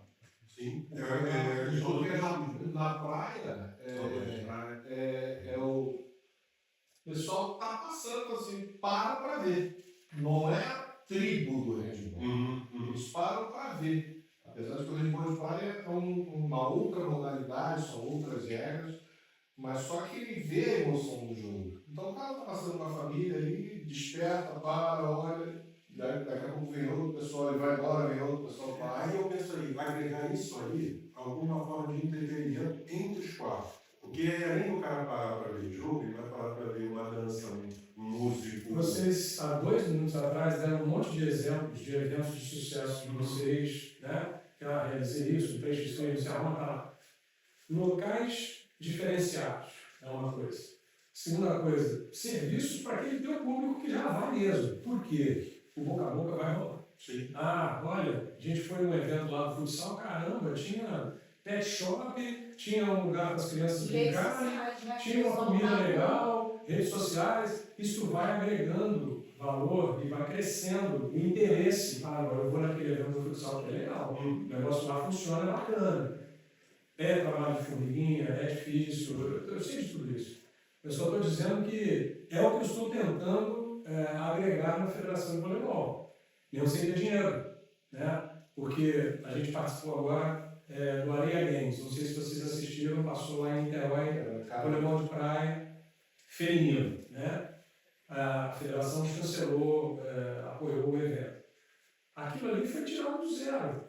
Foi uma ideia, inclusive da agência que é prestadora de serviço para nós, criou aquele evento, trouxe duplas internacionais, duplas brasileiras, vendeu patrocínio, teve apoio da prefeitura, conseguiu a Sport TV para permitir. A área VIP tinha comida pra caramba, tudo muito bem feito, organizado, de bom gosto. Funcionou, cara. Já estão falando, a prefeitura já falou assim, eu quero ano que vem também. Já falou antes, na hora que acabou o evento. Mas ele volta àquela minha fala, você precisa ter ou o amigo ou aquele louco que vai apostar e fazer um evento desse para você crescer. Infelizmente, Nesse hoje, momento. quem aqui? Entendeu? Mas eu Quem acho é também, federação como você falou, a tem como bancar credibilidade. esse teu evento. A Federação de Futsal vai bancar um evento hoje que vai ter como se deve, vai ter isso, não tem. Entendeu? Mas deixa eu falar uma Então eu parada. preciso de um parceiro, mas esse parceiro acaba vendo o quê? É um cara que é um amigo. Por quê? A gente vive aí, eu fui conversar com uma empresa, ela faz parte lá do compliance, né? Palavras bonitas. Ela não pode me dar dinheiro. Por que ela não pode me dar dinheiro? Porque eu estou devendo. E como ela faz parte do compliance, ela não pode dar dinheiro para quem é devedor. Então, quer dizer, tem que ser aquele cara que é maluco ali, que ele tem uma empresa, ele é bem sucedido, vou conversar com ele aqui depois. Ele tem que chegar e falar assim, eu vou bancar esse teu evento. Eu acho que um grande ponto que começa é por aí. Legal, eu sempre tive a ideia de fazer intervalos, dança, entrar, fazer um show, tal. Só que isso, do zero você não consegue. Isso, no mínimo que for, você vai onerar o teu evento. E hoje, eu não acredito que as federações têm esse valor para fazer um evento desse tipo. Não, o valor que a gente tem é o que os parceiros já te enxergam. De parceiro, é isso aí. Mas às vezes o parceiro não é só aquele amigo. Por exemplo, no caso específico é o Instituto. O Instituto ele acredita no que você faz e tudo que a gente faz em parceria vem com um agregado muito valor ali, voltado justamente para a visão que ele tem. Por exemplo, ele falou, esse evento lá em Niterói, uma empresa parceira de negócio, o cara já fez um pacote vendendo já com quadro de patrocínio, essas coisas todas. Eu tenho certeza que no segundo evento desse, pode até agregar mais valor até para a própria federação de vôlei. Disso que eu estou falando. Eu acredito que o vôlei sempre teve um nome muito forte. Mas construir. Eu acho que o vôlei entre todos é o que eu... Sim. Não há ninguém aqui, Deus, quando tinha jogo de vôlei, principalmente até hoje, quando tem da VNL, né? Superliga, VNL, quando tem, quem é que não para assistir o jogo de vôlei da seleção? Maracanãzinho aqui fica lotado quando está aqui. Então, o futsal ele teve um problema muito grave com relação até a credibilidade. Mas tudo tem a ver com credibilidade, cara. Porque, voltando aqui a um Então, você resgatar, eu fui. Então, olha só, hoje a federação, nós temos um piso. A federação de futsal, na minha gestão, comprou um piso. Era um piso que estava em Teresópolis, emprestado ao Vasco, né? O Vasco jogar o Campeonato Brasileiro. A empresa não tinha interesse de desmontar para levar embora, né? Fizemos um acordo. de maneira. Não, preso do Machado. Não era valor, valor não era bom para ela ter que desmontar, levar embora para o Paraná, não sei o quê. Chegamos a um acordo, é uma empresa que só parcela em 3 vezes, mas eu falei, não tenho como pagar isso. Em 3 vezes o que acontece? Ela pesquisou a federação. Depois o cara falou comigo. E aí, em vez de eu pagar em 3 vezes, eles abriram e nós pagamos em 10 vezes. É a credibilidade voltando. E é o que Aí agora, então, é isso aí. Agora é que o vai Ivanei ser traz tudo bem que ele mas também traz Sim, mas olha só, vamos lá. Talvez ele tenha tido uma vantagem que eu tenho como fazer. Deixa eu fazer porque todo mundo vai olhar. Opa, aquele lá está ajudando. Né? Aí já abre um pouco de porta. Quando eu consegui esse acordo que a gente comprou, o nosso piso hoje está instalado no Olaria, onde a gente tem feito nossas finais, tudo, uma parceria com o Olaria. Tá? O piso está lá é da federação. Então, eu tenho agora, quando eu preciso, eu tenho o Olaria para utilizar. Quando você compra um piso desse, que aí a outra empresa vê, mas espera aí, aquela empresa fez um acordo com a federação. E aí você vai resgatando essa credibilidade, talvez você consiga. Mas aí a gente cai também numa coisa. É a continuidade do trabalho. Hoje a federação está na gestão de pessoas que vieram junto comigo, têm o mesmo pensamento que eu. E acreditando no que você está fazendo. Não, e é aquilo. Agora, imagina amanhã, eleição não é a pessoa com o mesmo pensamento. Mas isso aí é natural, Isso cara. que está me tirando o sono na Federação de Handebol. Por quê? Porque hoje as pessoas falam assim para mim, Vanei, o que vai ser da federação quando você sair? Por quê? Porque quando eu assumi a federação, eu já estou na segunda gestão. Então, E teu estatuto é 2 gestantes. porque na época que eu entrei como presidente, Está na lei da eu mudei o estatuto e adequei a lei Pelé. Justamente para futuros, certidão 18A, você precisa estar adequado, né? Para você fazer captação de recursos, então adequei. Então, eu estou na segunda gestão. E as pessoas já estão assim. O que vai ser da federação quando você sair? Quem vai ser? Ou seja, eu coloquei a federação no patamar, né, que a pessoa que entrar, ela tem que entrar para esse nível para cima. Porque no mundo do handebol hoje, a nível Rio de Janeiro e a nível Brasil, o pessoal acha que a federação tem dinheiro. E não tem. A federação de handebol não tem dinheiro. Então eu aqui sou maluco, injeto ali e meus contadores se virem. Dá teu jeito aí. É que a gente fala de tejado, dá teu jeito. E as pessoas acham que a federação tem dinheiro, que ela recebe dinheiro, que ela recebe isso, aquilo outro. Não. Quando eu chego para. Já fui a várias pessoas, vários diretores, presidentes de empresas petrolíferas. Os caras me recebem normalmente porque é daquele nível e viram para mim e assim: não é meu nicho de negócio, não é meu mercado, não é meu público. Eu já ouvi muito isso. As pessoas me perguntam, por que você não bota a tua marca aquelas pessoas? E eu falo a mesma coisa, não é meu público. Então, botar minha marca ali ou não botar, não faz tanta diferença. Às vezes eu vou botar minha marca ali e as pessoas vão achar que eu estou querendo aparecer. Então, eu prefiro até ficar um pouquinho atrás, tirar um pouquinho. E as empresas em Macaé, todos ali, os presidentes, eu vi, converso, me ajudem aquelas pessoas. O que você precisa? Eu preciso de ajuda. Ao ponto de eu chegar hoje para uma pessoa e falar assim, cara, não quero dinheiro não. Você tem brinde na tua empresa? Ah, quero mais de brinde. Então me arruma alguns brindes e é o que eu faço. Pego os brindes, cara, me dão os brindes, chego lá nos jogos, nas rodadas, eu saio dando brinde para a bancada. Nós tivemos agora no final de semana passada, no sábado agora passado, o nosso torneio início. E só para os técnicos das equipes, para o vagabundo, também aquela prancheta de técnica, né? Prancheta técnica de handball, né? Um para cada um ali, os caras diziam, nossa senhora, obrigado, coisa simples. Ou seja, porque eu virei com o cara, me arrumou isso, não te arrumar, peraí, o cara me deu 20 na hora aquele ali, eu fui, arrumar. Chegou o ponto de eu não peço mais dinheiro. Porque eu sei que não vai ter. Pode me arrumar umas camisas? Me arruma uns brindes? O que você tem? Você tem. É o que eu faço hoje.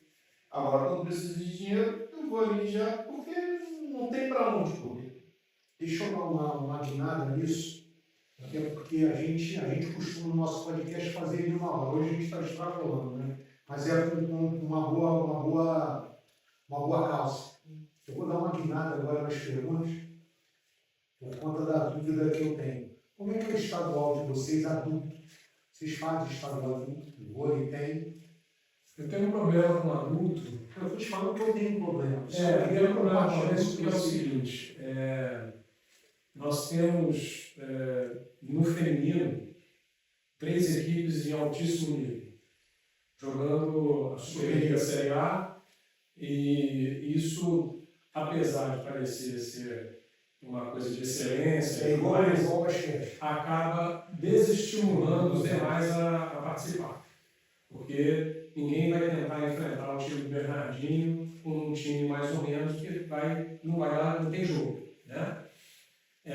Então, consequentemente, isso acaba limitando um campeonato estadual adulto feminino. Alexandre, vai entrar aí. Não adianta o GTA montar um time feminino para poder jogar o feminino, tira. Não vai querer jogar com o time, entra no GTA. Na hora do ponto, vai Sempre tinha correndo do E o caso do masculino, há muitos anos que o Rio de Janeiro não tem um time masculino adulto Mas tem um disputando B, na né? Superliga A. Mas na B tem. E agora na B, nós temos o Fluminense, estava jogando até recentemente, não conseguiu ir à frente, mas fez uma ótima participação, e nós reeditamos no ano passado o Campeonato Masculino Adulto, mesmo tendo a equipe sub-21 jogando a competição adulta. Né? Então é um desafio ter, porque acho que para todo mundo é o tal do funil. Né? Enquanto você tem muita gente ali no sub-15, no sub-17, quando chega no sub-19 começa a diminuir, no sub-21 menos ainda, porque é o momento em que ou o menino ou a menina continuam se dedicando a ser atleta, ou então está na universidade, vai se dedicar a trabalhar, então muda um pouco o rumo, além da grande exportação de atletas para ir estudar nos Estados Unidos, por exemplo, com bolsas das universidades americanas. Então, isso é um limitador de ter times adultos jogando as nossas competições. Mas a gente está com um trabalho de atração, né, de atratividade. Para Esse ano a gente também vai pensando em uma coisa legal, a gente pode estar fazendo isso. Vamos estar mesmo numa situação que você mencionou, dessa progressão dos atletas em formação, chega na categoria sub-19, já começa a identificar quem é o profissional, quem não vai seguir carreira já vai se dedicar aos estudos, né? E aí você tem esse desequilíbrio aí entre as categorias de 15 a 17 anos, um quantitativo bem grande, e aí vai reduzindo. O problema, não sei se vai entrar nesse assunto, é lá embaixo. Né? Quando a gente falou de fomentar, trazer novos adeptos, novos atletas. Né? Porque aí, voltando ao adulto, eu entendo, a gente já conversou sobre isso, que o adulto é que vai chamar, é que tem que chamar essas pessoas. É o espelho, né? É o espelho, exatamente. Eu chamo de vitrine, né? Que é o que vai projetar o esporte, que vai atrair novos adeptos, que vai atrair espectadores, que vai aumentar a nossa visibilidade. Né? É o adulto, tanto para a prática quanto também para o evento, como entretenimento. Né? E a grande dificuldade é você fazer esse trabalho de equilíbrio, você trazer novos atletas e conseguir em alto nível, pelo menos de qualidade, com.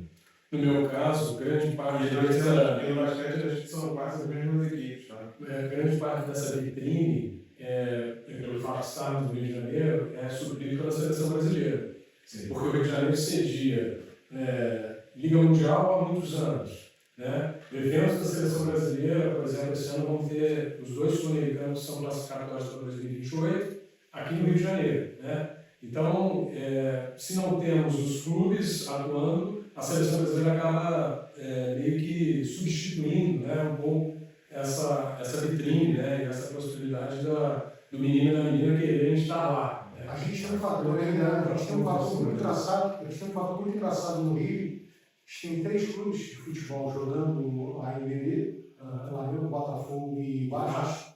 O Vasco não joga base, nenhum time de base há 3 anos. Terceiro ano consecutivo que o Vasco não vem para a base e está disputando o adulto de NBB, ou seja, tem alguma coisa errada. E a gente tem o Fluminense, vindo pela Liga Ouro, tá? Também tentando uma vaga para jogar o NBB no ano para poder vir para a Liga Ouro ano que vem. Uma coisa que eu quero deixar aqui, a Confederação Brasileira de Basquete, dentro de tudo que a gente conversou, hoje a gestão do Marcelo, que conheceu, Marcelo está fazendo uma gestão altamente profissional, está profissionalizando a CBB e está tentando resgatar o campeonato, a Copa do Brasil, só que com sub-22. E aí, com algumas regras que quem joga em NBB e que se classificar, quem joga em NBB, desculpa, quem está na primeira divisão da Liga da NBB não joga a coisa. Acho que isso começa agora, acho que a partir de abril ou maio para frente vão fazer. E é uma grande ideia que eles estão resgatando para isso. Uma coisa que peca ainda, a gente não consegue fazer grandes eventos no Rio de Janeiro de basquete. A gente tenta, por exemplo, a gente fez uma janela, fizemos uma janela em Minas, lá que é um grande problema que a gente tem no Rio de Janeiro, é ginásio. A gente tem um maracanãzinho para grandes eventos FIBA, por exemplo, a gente tem um maracanãzinho que a gente sempre pode. A gente teve alguns jogos que o Flamengo se classifica, para você ter uma noção. Se o Flamengo consegue ir para a final da NBA ano passado, ele acabou não indo, ele teria que fazer os jogos dele fora, porque estava tendo aqui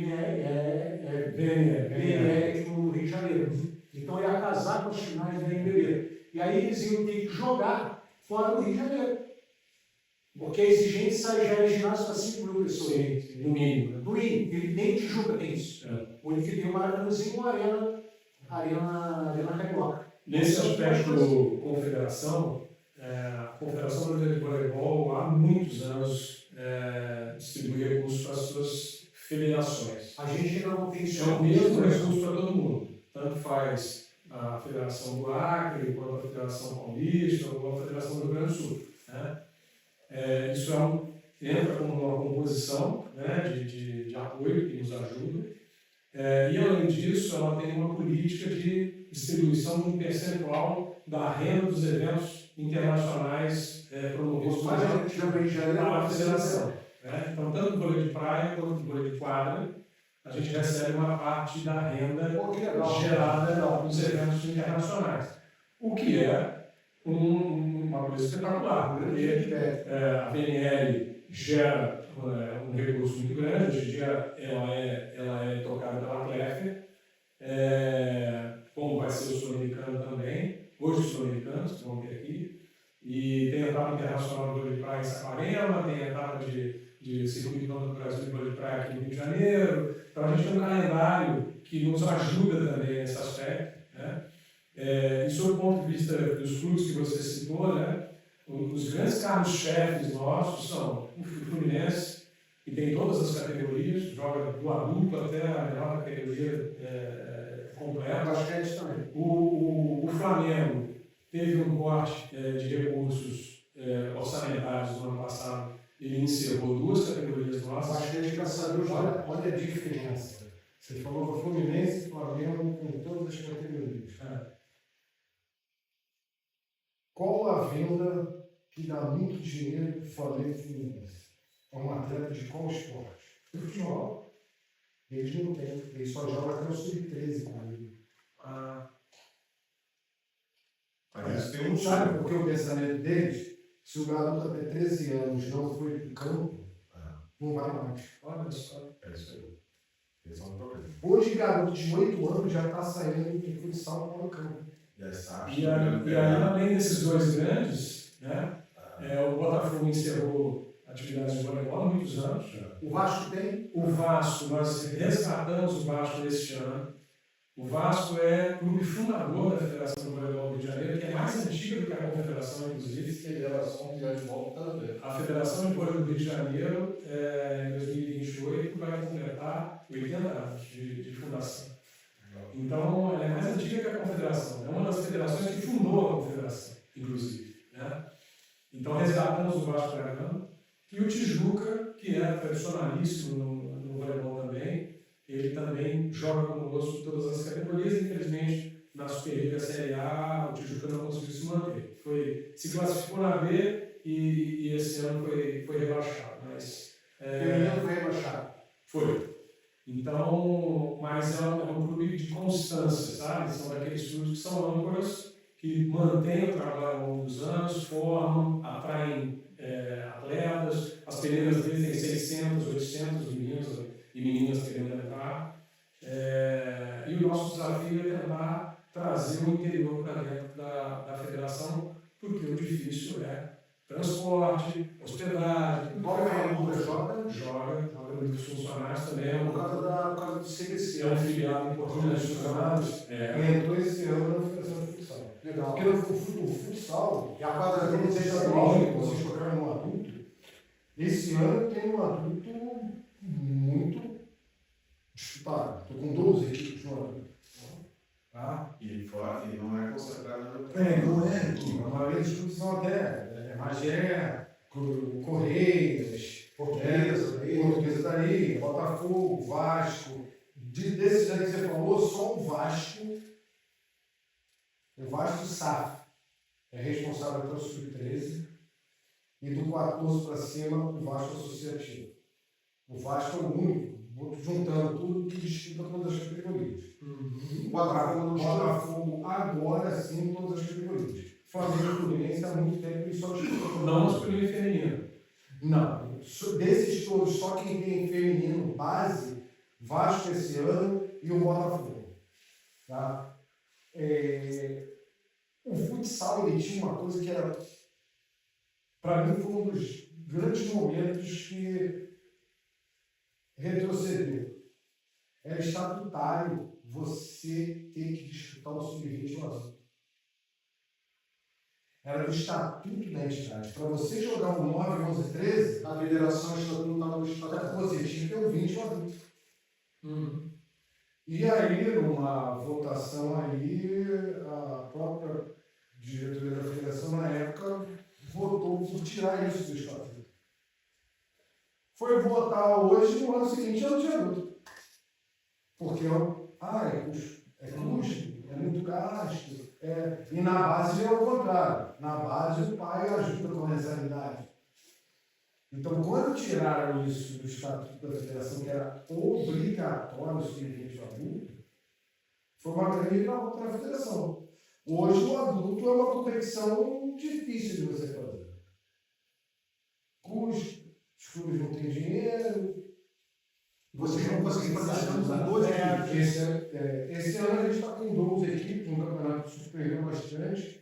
Né? Eu acho que tudo é essa guinada. A entidade mostrando para os clubes, olha só, a gente precisa de vocês também. Né? Para a entidade tocar, se eu tivesse os clubes, para que a entidade? E daqui do Rio, tem Copa do Brasil? Então, tem a Copa do Quantos do Brasil. Rio jogam? Então, aí é o seguinte, não é quantos, porque a confederação ela só libera uma vaga para cada equipe. Esse ano, com a desistência de uma equipe, a confederação deu uma segunda. Então a gente tem Vasco e o Correias disputando a Copa do Brasil. Quinta-feira agora é até um jogo de volta em Correias, né? O Correias foi jogar lá no Paraná, perdeu o primeiro jogo. Quinta-feira agora é um jogo de volta. Correias e Paraná, quinta-feira agora dia 2. O Vasco ganhou o primeiro jogo contra o Praia, de Minas, aqui, 6-3, e agora viaja para jogar com o Praia lá o segundo jogo.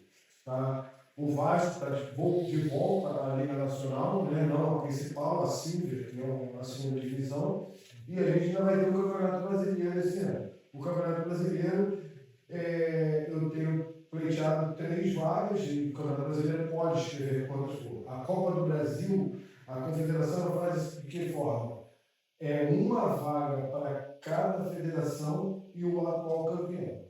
Juntando 28 e começa o mata-mata. Tá? Eu, esse ano, tive uma segunda vaga, porque você falou que era a primeira, com muito carinho, eu me sinto como a primeira hoje, junto à Confederação de Futsal, porque durante os 4 anos da minha gestão eu fiquei 3 vezes em terceiro lugar e uma vez em quinto. As 3 vezes perdendo para Paraná e São Paulo, que são verdadeiras máquinas de futsal, né? Então, a Confederação de Futsal também tem esse ranqueamento das federações. E sábado, 15 dias atrás, eu recebi lá na Assembleia que o Rio de novo ficou a terceiro a 23 pontinhos de passar São Paulo. A gente 23 teve pontos. aqui hoje, você falando agora, cada um, né, que eu pude observar, a gente não teve um podcast, a gente teve uma aula, uma palestra, né? Todo mundo trouxe a sua visão, todo mundo trouxe os desafios, né? E acho que foi muito legal essa troca. E eu gostaria das considerações finais, porque senão a gente vai ficar até 10 horas da noite. Deixar o Ivanei começar, vai, Ivanei, começa você. Não, minhas considerações finais é que eu pude hoje aqui conviver com os baluartes do esporte, né, diversos conhecimentos, agreguei muito valor, né, para a minha formação, para as minhas ideias na federação. Aprendi, fiz parte dos eventos, aprendi a nova palavra, ponto a ponto, né? Então, eu só quero agradecer essa oportunidade, Daniel, Léo, senhores gestores, de estar podendo estar junto a vocês, me sinto muito honrado, né, e orgulhoso de fazer parte de uma elite federativa que nós temos aqui hoje. Perfeito, Renato. Não, a gente não sente nem o tempo passar, porque é um tema que nos interessa, que a gente é apaixonado, que a gente vive, e conhecendo agora colegas, né, outros colegas presidentes de federação, acho que é um debate que precisa continuar, né, e ser recorrente, não necessariamente em podcast, mas em outros momentos, porque eu acho que todo mundo sai ganhando com isso. Troca de experiências, troca de conhecimento, isso é sempre muito bom. Eu sempre persegui isso na minha vida e eu acho que isso é um saque inicial, porque chute inicial é coisa de futebol. Então, é um saque inicial para um relacionamento mais duradouro. Léo, Bom, como a gente falou no início, né, unir as forças, né, unir as federações hoje de quadro, né, na modalidade de quadro, a gente usa praticamente o mesmo equipamento, né, divide o mesmo equipamento. A gente, as quatro aqui talvez, acho que vou fazer uma estimativa, são quase 20 mil, 15, 20 mil atletas. Que essa é uma coisa que a gente não falou nem falar, a gente movimenta quase 15 mil atletas. Ele está sendo representado aqui nessa mesa hoje, né? Direto, né? Diretamente, fora os impactos indiretos, né? Então, há uma relevância dentro desse cenário, tanto de entretenimento quanto de esportivo e social, porque isso movimenta uma série de situações, né, nessas frentes que a gente precisa trabalhar profissionalmente para poder conseguir que o recurso chegue para construir tudo isso. Então, acho que, como o Renato falou, a gente tem que amadurecer mais, tem que se reunir mais e, quem sabe, construir até seminários, simpósios, para que a gente possa realmente profissionalizar o esporte em todas as suas etapas.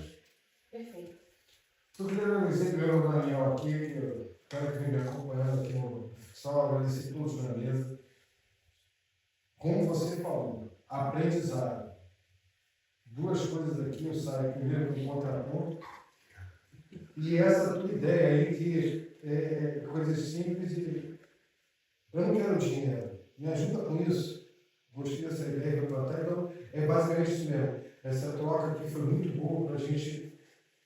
Eu fui muitos anos instrutor de curso na federação. E de cada curso eu saí aprendendo um pouco mais. Eu acho que a vida era um eterno aprendizado. Aquele que acha que já. Você para fechar, por que eles vão falar de novidade para mim?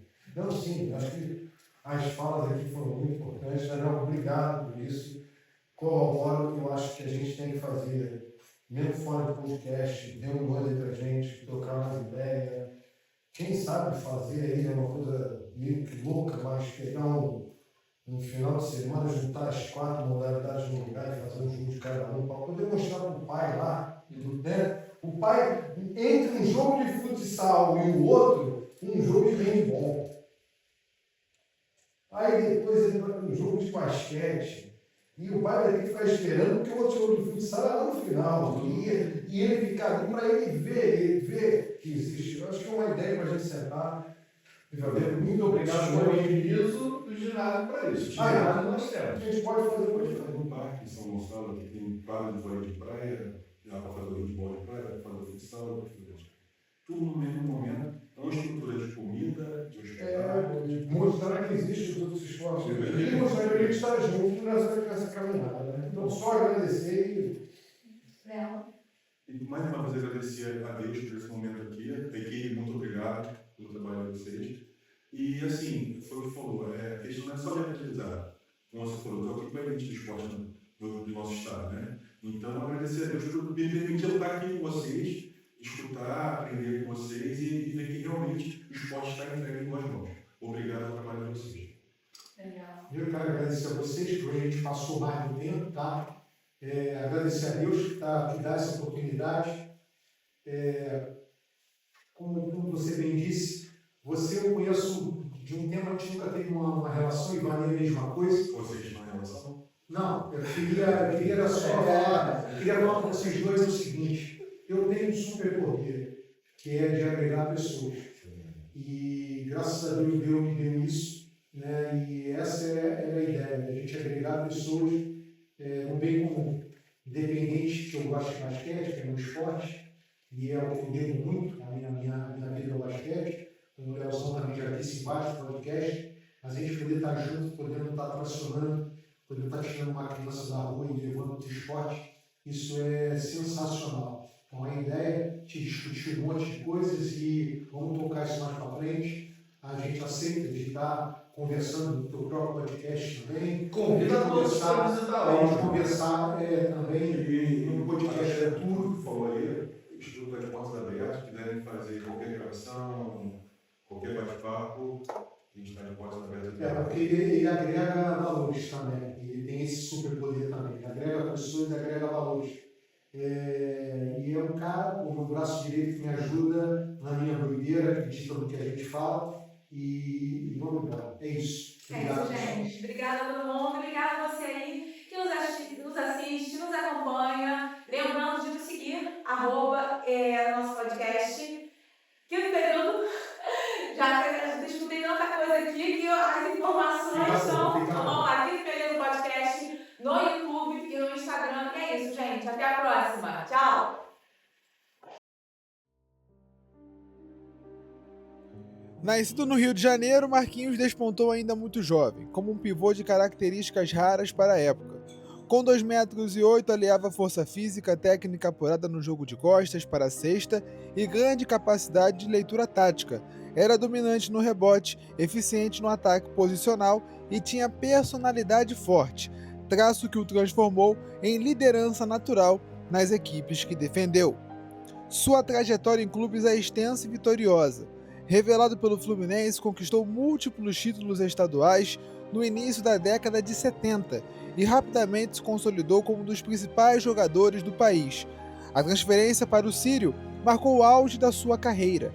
No clube paulista, integrou um elenco histórico e acumulou conquistas: títulos paulistas, campeonatos brasileiros, taças sul-americanas e o inesquecível título mundial interclubes de 1979. Um dos feitos mais importantes da história do basquete nacional. Marquinhos também vestiu a camisa do Flamengo, onde voltou a ser campeão estadual e manteve protagonismo.